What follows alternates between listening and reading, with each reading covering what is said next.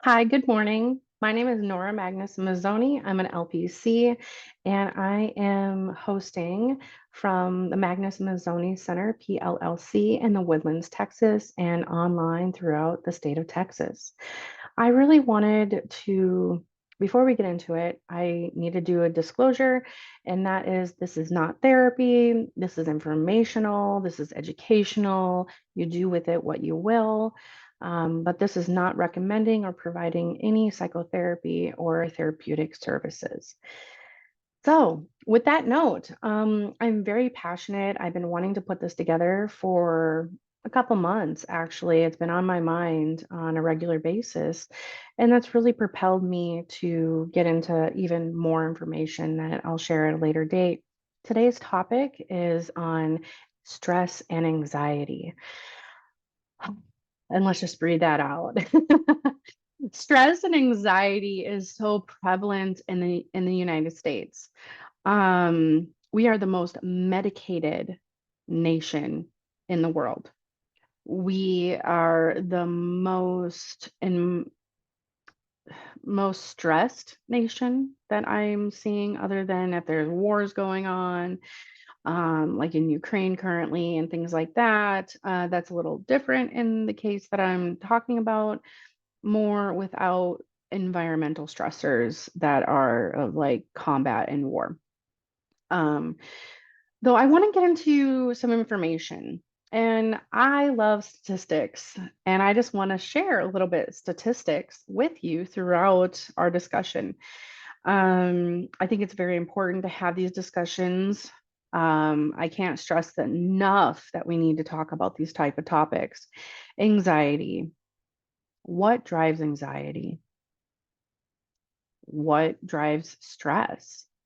What parts of our culture is really contributing to the problems that we have in our day to day when it comes to stress and anxiety? Those are the questions that I ask myself and many other people think about on a regular basis. So let's really get into some of this topic. First, let's talk about anxiety. I know that the COVID pandemic has increased the level of anxiety many people experience on the day to day, multiple times a day, anxious about people getting too close, anxious about if you get a little cold, do I have COVID? People hearing that you're coughing, sneezing, all these things. I mean, it's just anxiety, stress. And it's really propelled a lot of the numbers to go up in a lot of ways when it comes to stress and anxiety in the US. Many young adults have come of an age of an era of a pandemic related school closure and other things that work closures, state closures, and that has really driven the numbers up recently in the last couple of years. I want to give you the most up to date statistics since the pandemic has been here, and that adults are sharing, according to a report, let me get you that information. This is an article. It says latest federal data has shown that young people are more likely than older adults to be experiencing symptoms of anxiety or depression. And this is in March 20 of 2023.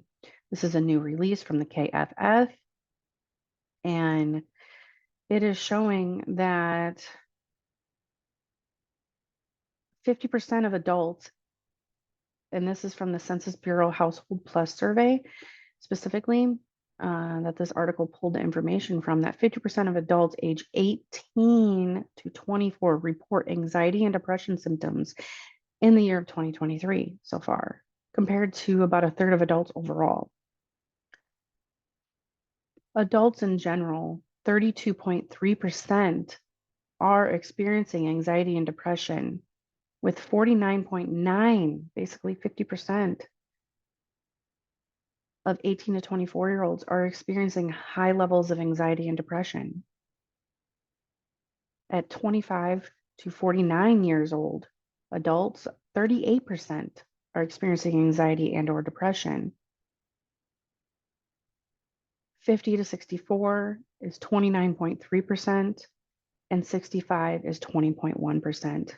These are significant numbers. So let's go into, even though people are experiencing, especially adults, and this is only adults, children are experiencing significant stress and anxiety, more than I've ever heard of before.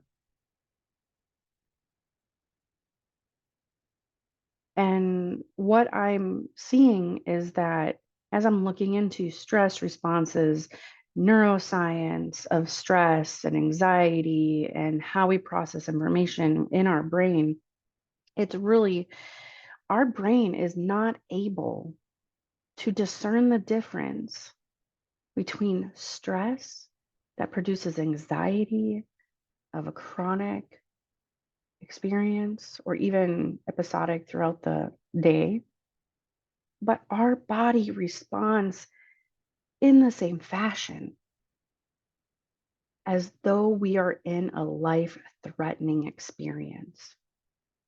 Let me say that again. This is really, really important, is that our mind processes information every day, all day, and its first priority is of survival. And in our mind, as we process our day-to-day life, stress and anxiety produces the same outcome in our body, in our mind, as though we are in a life-threatening experience.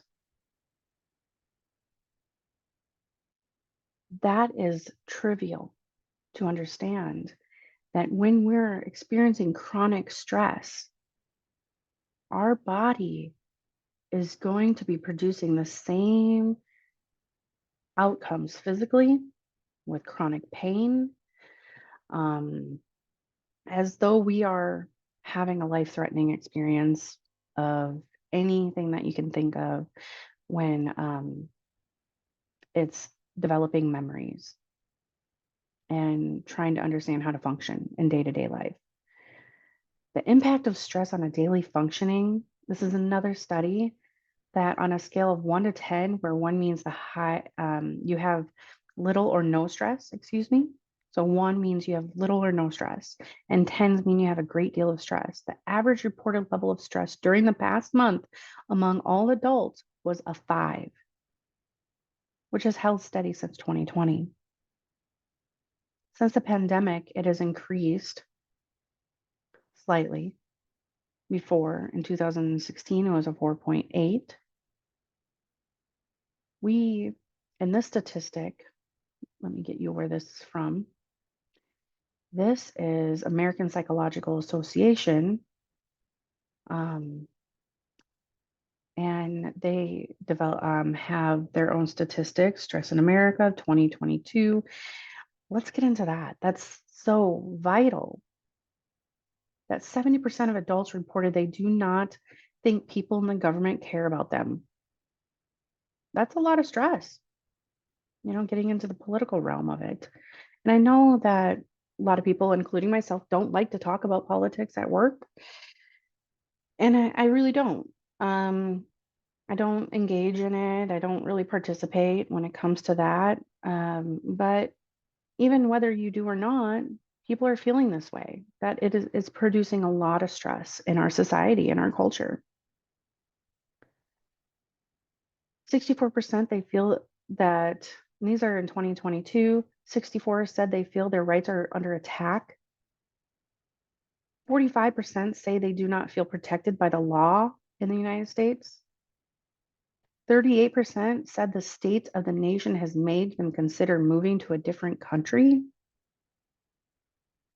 40% agreed that the political environment in their state has made them consider moving to a different state. And that is from American Psychological Association on Stress in America in 2022. When you look at these touch, every single one of them touch on survival. So when we see the stress levels that we're experiencing on a cultural basis, Because in America, we have a culture, our culture norms, um, our communities, our states, our federal culture, all these cultures and subcultures affect us. There are the environmental factors. And when our environment is not feeling safe to us, a lot of people struggle with chronic stress, anxiety, increased depression, and then increased mental health concerns.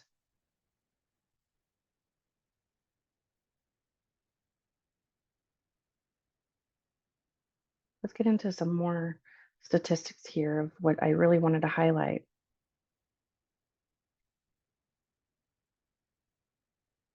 The inflation has significantly increased.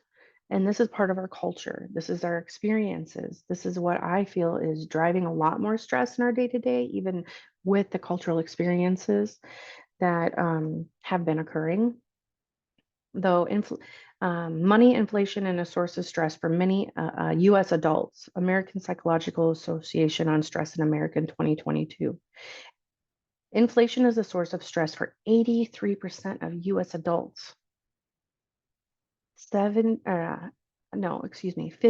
said they have that having enough money to pay for things in the present, like rent and mortgage, is their main source of financial stress. That's survival.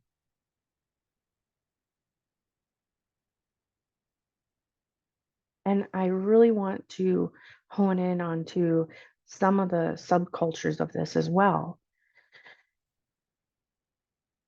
That Latinos adults with these statistics is 66% with it when it comes to the inflation portion of the stats. Black adults, 59%, white adults, 52%, Asian adults, 45%. 56% of adults during the prior month have had many different choices due to lack of money. So we're making choices out of desperation for financial security. With the current situation that our economy and our political realm and even our day-to-day life, because our financials are a big part of that, has been driving, in my opinion, increased stressors for a lot of people.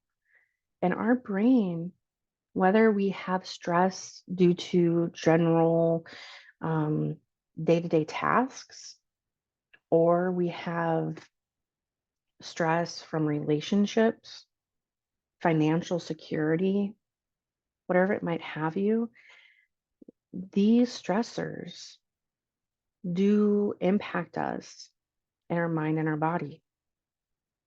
So let's get into a little bit of that. When we're experiencing stress, our brain is looking and processing information. I'm not going to get into the parts of the brain right now, and that might be a different discussion. But when we get into the neuroscience of it, when we're processing information from our senses, so our senses, sight, taste, smell, touch, hearing, we're assessing. Our skin is an organ that is sensing, as you know, the touch factor. And when we have these experiences and we have the visual, our brain is processing, is this safe? Is this not safe? Okay. How am I feeling? Is this producing a stress response? And if so, it's going to be stored in the brain in a way that is different than if it did not. And so our brain is assessing always whether or not we're going to be okay or not okay, basically. And the way that goes is that the amygdala will touch in with the hippocampus, and the hippocampus will then tell it, okay, well, this has happened in the past and this is okay. So it's not a stress response, but when we're or a life-threatening response and we're safe. But if it produces a memory that has been chronically, consistently causing stress, it's going to then produce a chronic stress response in the body. And when we have that fight or flight or flee responses, and there are more, but those are the main ones that people know, then the blood goes away from our main internal organs to our extremities. And when this occurs, that is where chronic headaches come from. So it's not that there's receptors for pain in our head, actually. So it's not like a headache where the pain receptors are showing that. It's a blood flow to the head, overflow of blood, okay, that's producing that sensation of pain. Okay, so it's stress response into the mind and into the muscles around the head of an overload of supply of blood. And that's why you might have tingling or lack of sensations in your fingers, your feet. I know for sometimes that my feet might feel heavier or more solid. You might have even swelling around your ankles. Increased stress response, typically with anxiety, chronic anxiety. I see a lot of people have this, is that they hold their breath constantly. So then that disrupts the blood flow, and your body and your muscles are not getting the oxygen needed to be able to function. Okay. So when we're having chronic stress, because we're always going to have some stress here and there, okay, people, it's part of managing life. But when we have consistent stress and chronic stress, we're going to see higher numbers of anxiety and depression and other mental health disorders. When that occurs, people are going to have the body sensations as though the palpitations in their heart, that they think they might be having a heart attack, or they're wondering what's going on, why their heart is feeling off. They're going to be holding their breath more or breathing heavier. You're going to see panic attacks more. You're going to experience these digestive issues as well for food, lack of appetite, inability to eat, lethargic, a response of, we call it immobilization or freeze response. And when this occurs, it's just your body could be shutting down. And it's just like if you're in the woods and a bear comes at you, your body, the blood flow coming away from your stomach is for survival, to get you acting, okay, and moving and running away. That's the first response typically people have. Whether it's the right response is different, but that is, your instincts are kicking in, right? And so those are the type of automatic responses that we have. And this is all automatic, and there's no shame in it. No shame whatsoever. The only reason I'm going over this is because that I'm seeing such a prevalence that there's chronic pain associated.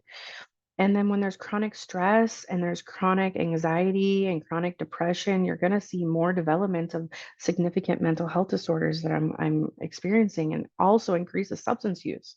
We're in a pandemic of not just COVID, people. And I try to stress this, that we're having pandemics of increased stress, increased anxiety, and our society is promoting it and driving a lot of it. American society, I love being an American woman. Trust me. I am proud to be an American woman. I really am. And I have different ethnicities that make up who I am. And I am proud to be an American woman. I am grateful for the other parts of the world as well that have taught me. And I think that it can teach a lot of Americans that we, even though we are privileged in a lot of ways, like having a toilet seat, a lot of places in other countries don't have toilet seats. You know, I am grateful to have that as part of my life, on my daily life, and it makes it a little easier. Yes, it does. Though with the privilege, there's all the stressors that come with it of, and let's get out of politics or inflation, take all that away.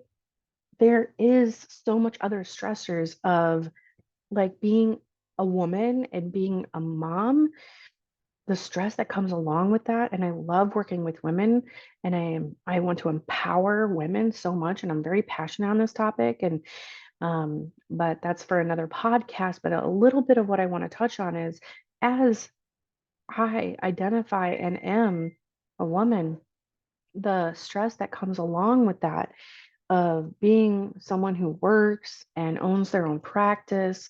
And there is all these, I want to say, high expectations, unrealistic high expectations.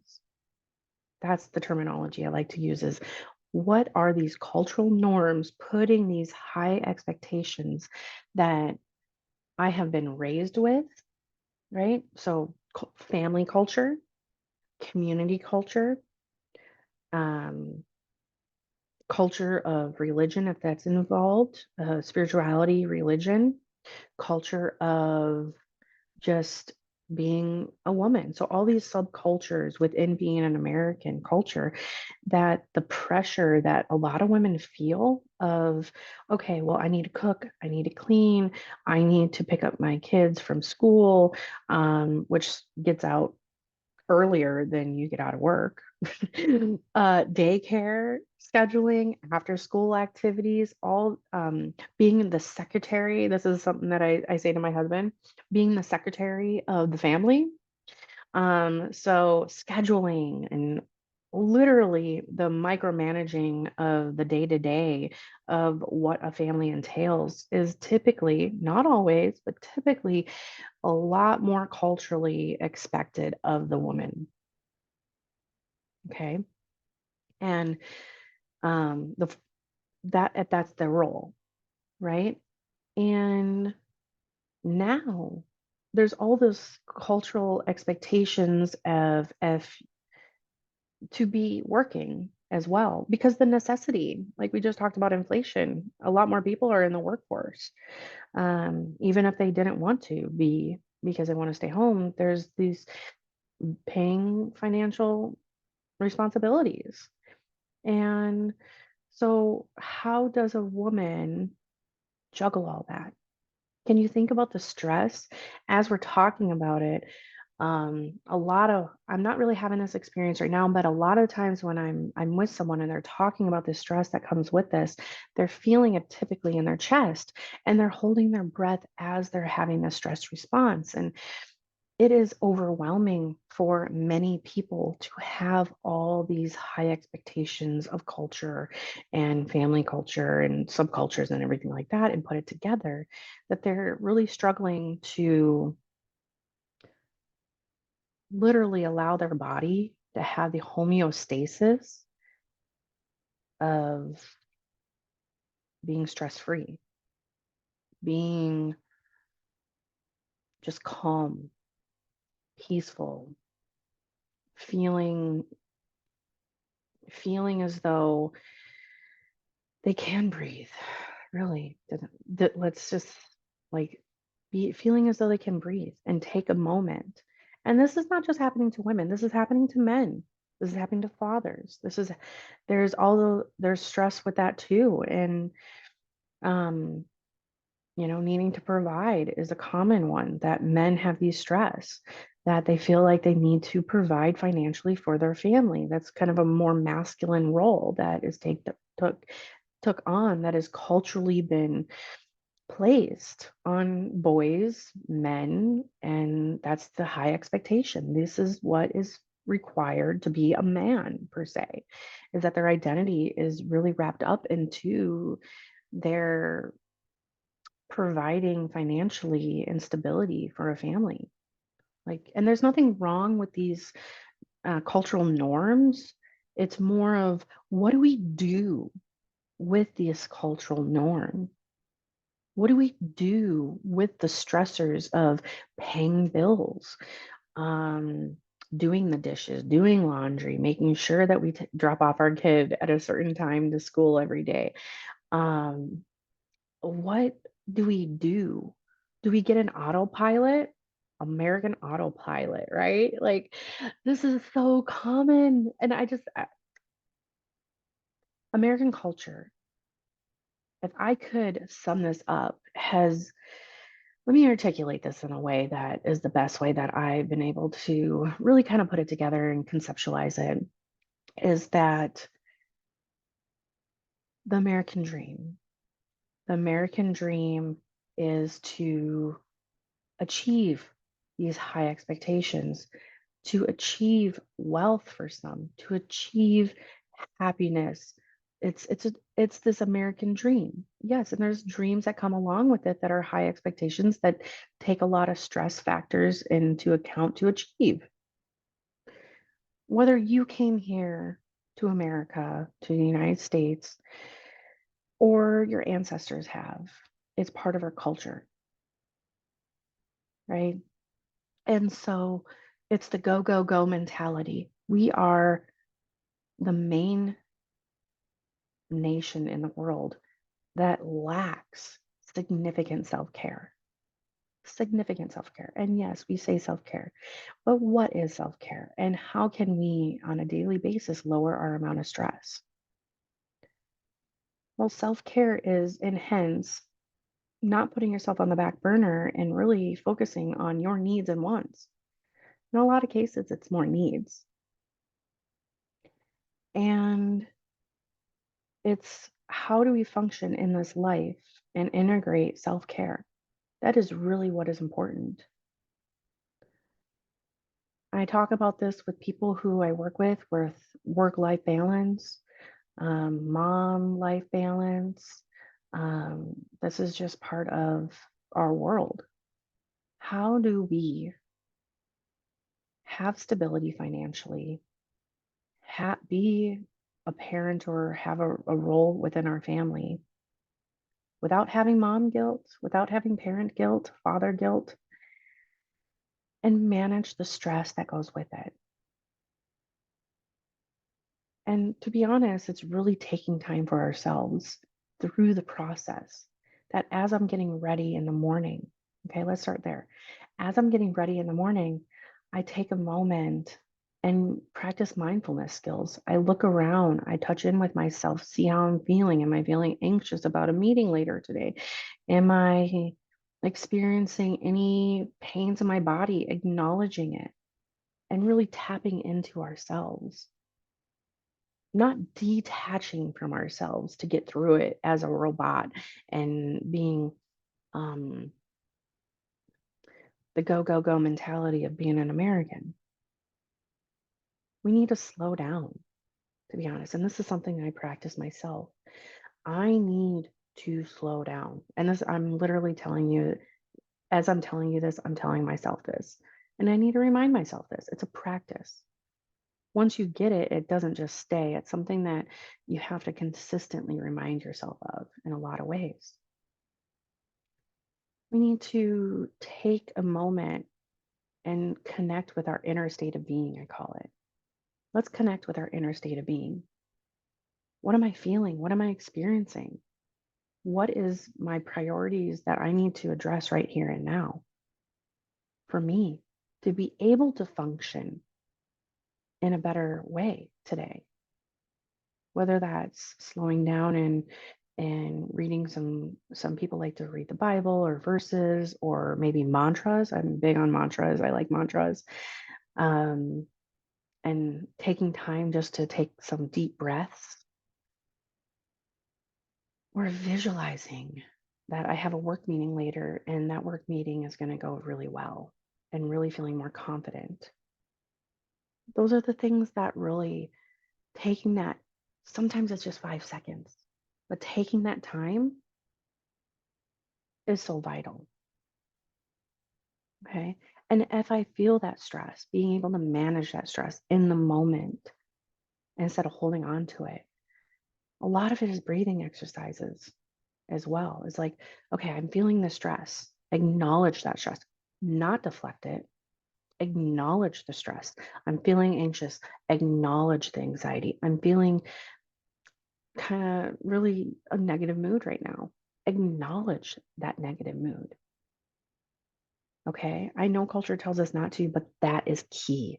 That is vital for you as a human being, for me as a human being. And this is really important to acknowledge this. That is step number one. Acknowledge you. You are human. You have feelings. You have senses. You have experiences. And that is really important to touch in with. Once you do that, then it's really about, okay, what am I experiencing right now? Okay, let's take some breaths, use some, some people call them coping skills, tools, whatever it have you, doing a mantra, managing that is going to be really, really key.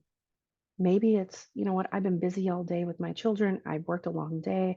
I need to take just a moment not to get on social media, okay, because that's not helping when it comes to managing stress, like some people think, or Netflixing or watching a bunch of shows. That is not really, that's more deflection and detachment and kind of checking out. But let's touch in with ourselves and acknowledge our experiences and maybe take a bubble bath or a jacuzzi, get in the jacuzzi or do some exercises if that's how I feel that I need, or stretching, um, and really addressing that. And in the day-to-day life with work-life balance, taking those 10-second breaks even, and just doing the breathing exercises or making sure that as I'm at my computer, like I am talking to you right now, making sure that my posture is up, taking breaths so I don't have that response of chronic pain getting into my shoulders and my head and my neck, and just let myself be and be okay with that. And for some people, that's going to produce a little bit of anxiety at first and feeling as though I don't have time for that. Well, yes, you might feel that way. But if you don't take care of yourself and don't take time for yourself to manage that stress that can produce chronic anxiety, chronic depression, and chronic illness, then what is that going to do for you in your life and for your family? I want to go over more steps in the future of how we can implement more in the day to day. But I think that this was good for now, and I hope you have a wonderful day. I challenge you and encourage you to take one thing for yourself today, just one thing, an act of love and kindness, because that's what self care is an act of love and kindness.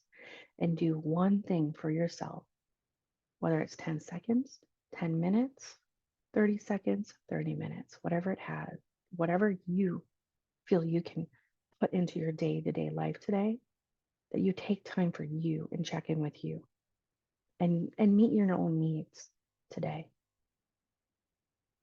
Thank you for tuning in, and I look forward to seeing you next time. Have a great day.